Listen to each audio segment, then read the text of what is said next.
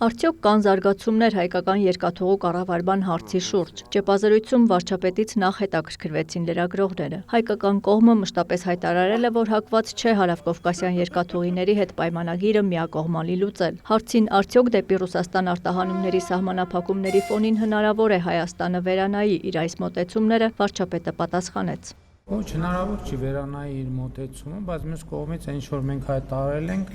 դա էլ չենք պատրաստվում վերանայել։ Եվ մասնավորապես առաջիկայում, այսինքն արդեն մենք սկսել ենք process-ները, որոնք միտված են Գյումրի Ախուրիկ հատվածի եւ Երասխի հատվածում երկաթուղու վերականգնմանը եւ մենք անելու ենք այդ աշխատանքները։ Ինչ վերաբերում է մնացած հատվածին, մենք աշխատանքային քննարկումները շարունակելու ենք, այդ թվում Ռուսաստանի մեր գործընկերների հետ եւ մեր դիրքորոշումները չեն փոխվել եւ չեն փոխվելու։ Ոչ թե չեն փոխվելու օբյեկտիվ պատճառներով, որովհետև մենք չենք կարող ուղղակի դիտորդի նման հետևել, թե ոնց կարող են այդ թվում մեր գործողություններ չձեռնարկելու պատճառով միջազգային երկաթգծերը գալ մտնել Հայաստան եւ Հայաստան մտնելով էլի շրջանցել Հայաստանը։ Դա չի կարող այդպիսի բան լինել։ Երկաթուղին մերն է, Հայաստանի սեփականությունն է, շարունակում է վարչապետը։ Մանրամասները չեմ կարող ասել, որովհետև այդ թվում իրավական կոնսուլտացիաների արդյունքում պետքա, այդ թվում աշխատանքային քննարկումների արդյունքում պետքա մենք այդ հարցերը լուծենք, բայց մի բան կարող եմ ասել, որ բոլոր process-ներում հարավկովկասյան երկաթուղիներ ներգրավված են, այսինքն իրենք տեղյակ են process-ներից, ինչա տեղի ունենում։ Արտահանման աջակցության գործակալության ձևավորումն ընթացքի մեջ է, տեղեկացրեց Նիկոլ Փաշինյանը։ Նաև նշեց, Ռուսաստանի սահմանափակումներից տուժած տնտեսվարողներին աջակցելու համար Հայաստանը չի սպասել Եվրամիության աջակցությանը։ Կառավարությունը որոշումներ է կայացրել եւ բյուջետային հատկացումներ է արել վարկերի մասով աջակցության ծրագրեր ունենք, կառավարության նիստում այսօր եւս երկու աջակցության ծրագիր ընդունեցինք, չնայած դրանք զեկուցվող հարցեր չէին, այսինքն կառավարությունը չի սպասել Եվրամիության աջակցությանը, կառավարությունը միջոցներ է ձեռնարկել եւ այդ աջակցությունը արդեն իրականացվում է եւ բազմաթիվ ծրագրեր իրականացվել են։ Եվրոպական հանձնաժողովի նախագահի հետ արդյոք քննարկվել է թրիփի հարցը եւ անհրաժեշտության դեպքում, եթե Հայաստանը օգնության կարիք ունենա, ինչպիսի աջակցություն կարող է ակնկալել Եվրամիությունից։ Վարչապետը հստակեցրեց, թրիփի շրջանակում Հայաստանն աշխատում է Միացյալ Նահանգների հետ, բայց ապաշրջափակման թեմայով աշխատում են նաեւ Եվրոպական միության հետ։ Խոսքը մասնավորապես հյուսիսային երթուղու մասին է։ Նիկոլ Փաշինյանը հիշեցրեց, նախընտրական շրջանում էլ է դրա մասին բազմիցս խոսել։ Հետազոտությունները ցույց են տվել, որ արևելք Արևմուտք ամենակարճ ճանապարհը անցնում է Հայաստանի տարածքով։ Մասնավորապես Տավուշի, Լոռու եւ Շիրակի մարզերով, եւ մենք այդ նախագծի իրագործման շուրջ աշխատում ենք Եվրոպական միության հետ եւ ամենապարզ մեթոդ է ծրագիր իրականացնելու, մասնավորապես Ղազախ, Իջևան, Վանաձոր, Գյումրի, Ախուրիկ ավտոմոբիլային ճանապարհները վճարովի հիմունքներով բեռնատարների, միջազգային բեռնատարների համար բացելն է եւ սա շատ հեշտ իրագործվող ծրագիր է, պետք է քաղաքական պայմանավորվածությունները ձեռք բերվեն եւ իրագործվեն եւ իհարկե Հայաստան-Թուրքիա սահմանի բացումը պետք է տեղի ունենա եւ սա մի ծրագիր է, որ տարածաշրջանային մեծ հետաքրքրություն կարող է ներկայացնել։ Իհարկե Ախուրիկում մենք մի փոքր հատված ճանապարհ կառուցելու անհրաժեշտություն կունենանք, բայց դա իրագործելի է։ Վարչապետն անդրադարձավ նաև, թե ինչ կանխարգելիչ քայլեր են ձեռնարկվում Ռուսաստանի վառելիքի շուկայում վերջին սահմանափակումների ազդեցությունը Հայաստանի ներքին շուկայի վրա կանխելու եւ կայունություն ապահովելու համար, եւ արդյոք կառավարությունն ունի գնահատական բենզինի, դիզվառելիքի հնարավոր դեֆիցիտի կամ գնային կտրուկ տատանումների վերաբերյալ։ Տեսեք, որ ասում էի անկախությունը քչերից կախվածությունը փոխարինելն է շատերից կախվածությամբ, ինչ նկատի ունեի։ Չէ, տեսեք աշխարհում ինչեր տեղի ունեցավ, բայց Հայաստանի նավթամթերքի շուկայում տեղի չունեցավ այն, ինչ որ նախկինում տեղի էր ունենում, երբ որ ինչ որ մեկը փռշտում էր, Հայաստանի նավթամթերքի շուկան բաներ, ցնցումների էր ենթարկվում։ Մենք վաղուց նախապատրաստվել ենք դրան մոնոպոլիաները վերացնելով։ Եվ Հայաստանում այսօր տասնյակ բենզին ներկրողներ կան, նոր ներդրումներ կան, նոր բենզալցակայանների ցանցեր կան, հներն է գործում են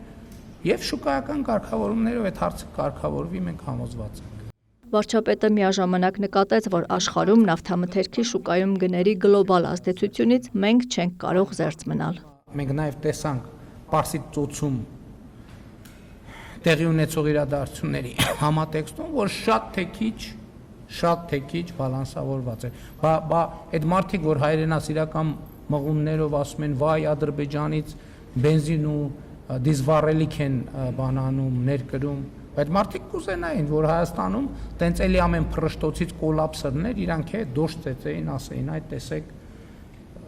եւ այլն եւ այդպես շարունակ։ Եվ փողեր հավաքեին, գեներացնեին հայրենասիրական մղումներով ժողովրդի գրպանից, որ հետո տանեին էլի ընտրակաշարք բաժանեին։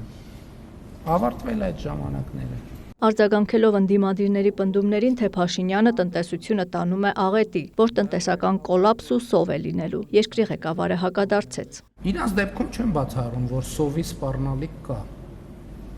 Հայաստանի Հանրապետության դեպքում նման սպառնալիք չկա։ Այդ պատերազմի եռագլուխ կուսակցությունը իրանց նեղ մերձավոր շրջապատը չեմ բացառում, որ սովի սպառնալիքի առաջ կանգնել, ես նախկինում էլ բան եմ արել, ահազանգել եմ նրանց բոմժը դառնալու վերահաս վտանգի մասին,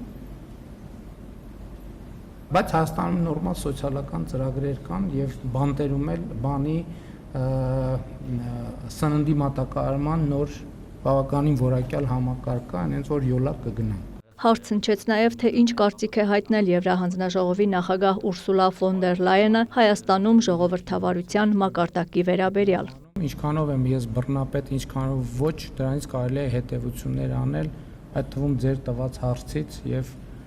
այն փաստից, որ դուք հիմա կանգնած եւ ոչ միայն հիմա սրանից առաջ էլ եւ սրանից հետո էլ տեղ կանգնելու եք եւ ամենատարբեր աստիճանի տափակության հարցեր եք տալու, ունենց որ դա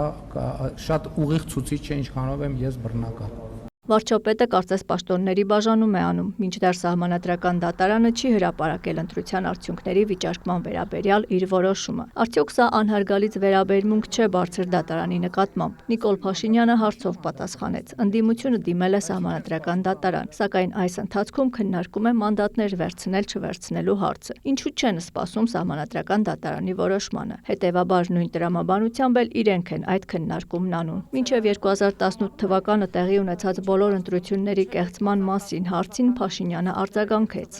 2018 թվականից առաջ տեղի ունեցած բոլոր ընտրություններն են 96-ից 2010 մինչև 2018 թվականի բոլոր ընտրությունները կեղծվել են բացառությամբ 1999 թվականի, երբ ժողովուրդը իր կամքը արտահայտելու հնարավորություն է ունեցել, չնայած այն ժամանակ էլ եռագլուխ պատերազմի եռագլուխ կուսակցության ներկայացուցիչները իհարկե կեղծել են ընտրությունների արդյունքները։ Ուրիշ հարց տվեք, այդ տվեք ինչա, բա կեղծարա Ռոբերտ Քոչարյանը, Սերժ Սարգսյանը, Գագիկ Ծառուկյանը, Կարեն Կարապետյանը ազատության մեջ։ Ինչի են իրանք ազատության մեջ։ Պետքա ուղղել այդ սխալը։ Պետքա ուղղել այդ սխալը։ Հիմա այդ եռագլուխ ուզում է վերև թռնի, ուզում է ներքև ինչի, ուզում է գլուխ տա պատերին։ Այս շենքում լինելու է ժողովրդի ընտրած մարդը։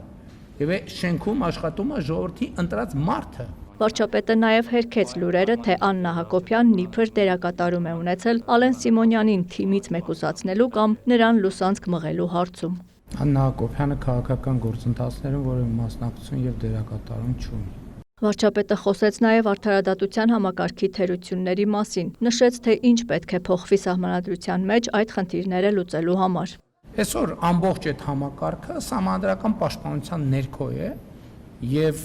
այո գործադիր եւ օրենսդիր իշխանություն ունի որոշակի հնարավորություններ, բայց այդ թվում իշխանությունների բաժանման եւ տարանջատման սկզբունքի բերումով գործադիր իշխանությունը չի կարող արդարադատություն իրականացնել։ 8 տարի է պայքարում են եռագլուխ մաֆիայի դեմ, շարունակեց Նիկոլ Փաշինյանը։ Այդ թվում այն պատճառով, որ ժողովրդավար ենք, սկզբունքներ ենք պահում, որ ավտորիտար ենք, տոտալիտար ենք, այդ խնդիրը չէր լինի, կամ որ այդ նույն ապօրինի գույքի բռնագանձման համակարգը։ Այսքան տարի, հա, մենք ունենք արդեն արդյունքներ, բայց հա լավ, հետո հետ ենք նայում, լավ, ասում ենք, ինչի պետք է այսքան ժամանակ ծախսվեր սրա վրա։ Այդ նույն պատճառով, այդ նույն մաֆիոզ ազդեցությունների պատճառով։ Հիմա իշխանությունը գիտի մաֆիայի թե արտաքին, թե ներքին շերտերը, ընդգծեց երկրի ղեկավարը։ Բայց գիտեք, հեշտ է այդ ամեն ինչի պայմաններում մի հատ էլ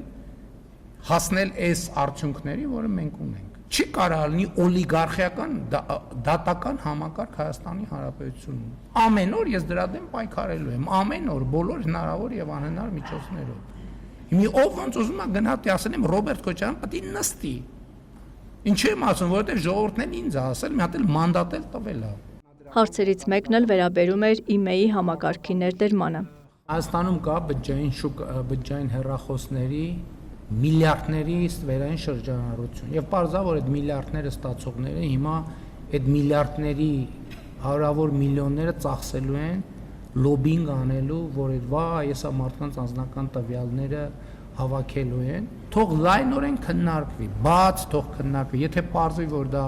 մեր քաղաքացիների ազատությանը սպառնում է մենք չենք անի այդ Վարչապետը հաստատեց տեղեկությունը հուլիսի 3-ին կմեկնի Իրան մասնակցելու Իրանի գերագույն հոգևոր առաջնորդ Ալի Խամենեի հուղարկավորությանը եւ նույն օրը կվերադառնա Իրանի ղեկավարության հետ շփումներ նախատեսված են